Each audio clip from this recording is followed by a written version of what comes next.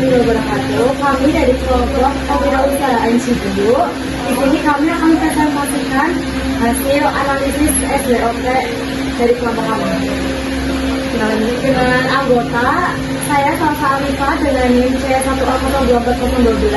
Saya Sofrena Saiba dengan NIM akhir 008. Saya Dinda Saputri dengan NIM akhir 028.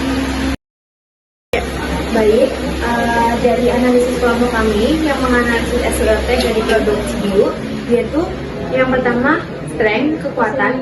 Dari strength ini ada beberapa poin, yaitu yang pertama produk Cibiu ini termasuk produk yang unik dan inovatif yang menggabungkan antara tepung tapioka dengan ubi ungu. Lalu yang kedua, harga terjangkau dan bahan baku mudah didapat. Untuk harga produk ini sangat murah dan bahannya sangat mudah ditemukan di pasar maupun di swalayan juga sangat mudah. Lalu yang berikutnya itu cita rasa khas dan variatif perpaduan antara rasa gurih dan manis, yaitu karena cireng ini kan terbuat dari tepung ya, yang mungkin kalau digoreng itu diolah itu pasti rasanya gurih dan bertemu dengan ubi ungu yang manis. Baik, untuk selanjutnya kita ada yang kedua, kelemahan atau weakness. Nah, untuk kelemahan dari produk kami yaitu Cibiu, itu yang pertama ada keterbatasan daya simpan.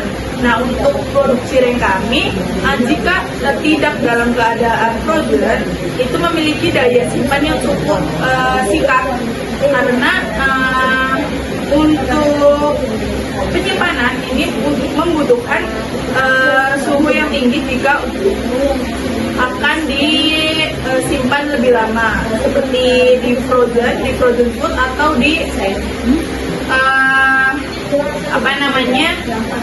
di vakum. Nah, untuk yang kedua itu ada penjualan yang stagnan. Jadi untuk produk cireng ini masuk ke dalam usaha yang sering kali mengalami stagnasi penjualan atau pemasarannya masih sederhana. Jadi kami itu memiliki kelemahan di penjualan yang stagnan tersebut. Ya, yang selanjutnya ada peluang dari produk kami Cibiu tuh yang pertama ada minat tinggi terhadap inovasi cemilan. Masyarakat tuh lebih tertarik mencoba cemilan baru dengan rasa dan konsep yang unik. Yang kedua tuh ada perkembangan platform digital dan delivery. Sekarang tuh penjualan lebih mudah dijangkau melalui media sosial, marketplace, dan layanan pesan antar. Yang selanjutnya ada dukungan terhadap produk lokal. Konsumen tuh semakin bangga dan memilih produk buatan Indonesia ketimbang produk dari luar negeri. Yang selanjutnya ada peluang diversifikasi produk. Produk itu dapat dikembangkan menjadi berbagai varian rasa, bentuk, dan kemasan agar menarik lebih banyak konsumen. Yang terakhir ada ancaman dari produk kami Cibiu. Yang pertama tuh ada fluktuasi pasokan dan harga. Harga baku tuh dapat berubah sewaktu-waktu sehingga itu dapat mempengaruhi biaya produksi. Yang kedua ada hambatan masuk rendah. Usaha camilan mudah ditiru karena modal dan alat yang dibutuhkan relatif sederhana. Yang selanjutnya ada persaingan rendah.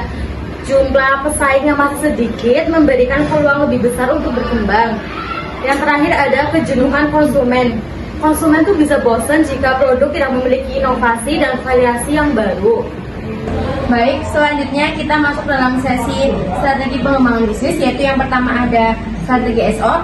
Nah, atau menggunakan kekuatan untuk menangkap peluang. Nah, di SO ini ada beberapa poin, yaitu ada memanfaatkan keunikan rasa dan bahan baku ubi ungu untuk melakukan diverifikasi produk guna memenuhi minat tinggi masyarakat pada cemilan inovatif. Yaitu selanjutnya ada mengoptimalkan potensi branding lokal melalui platform digital dan layanan delivery untuk menjangkau pasar yang lebih luas. Selanjutnya ada strategi WO, yaitu mengatasi kelemahan dengan memanfaatkan peluang. Di sini juga ada beberapa poin, yaitu yang pertama mengembangkan produk menjadi makanan beku frozen food untuk mengatasi keterbatasan daya simpan sekaligus memanfaatkan tren layanan pengiriman jarak jauh. Selanjutnya meningkatkan strategi pemasaran dari sekadar mulut ke mulut menjadi pemasaran digital yang aktif untuk mengatasi stagnasi penjualan. Yang berikutnya ada strategi ST atau menggunakan kekuatan untuk menghadapi ancaman, yaitu dengan mempertahankan harga terjangkau dan kualitas bahan baku lokal yang mudah didapat untuk tetap kompetitif terhadap pesaing baru. Yang kedua ada menonjolkan cita rasa khas dan variatif sebagai identitas merek yang kuat agar konsumen tidak mudah jenuh. Nah, untuk selanjutnya ada strategi WT, yaitu dengan meminimalkan kelemahan, menghindari ancaman.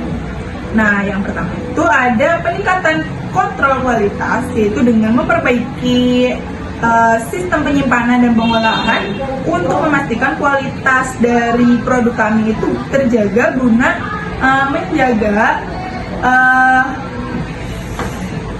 rasa jenuh dari konsumen itu sendiri.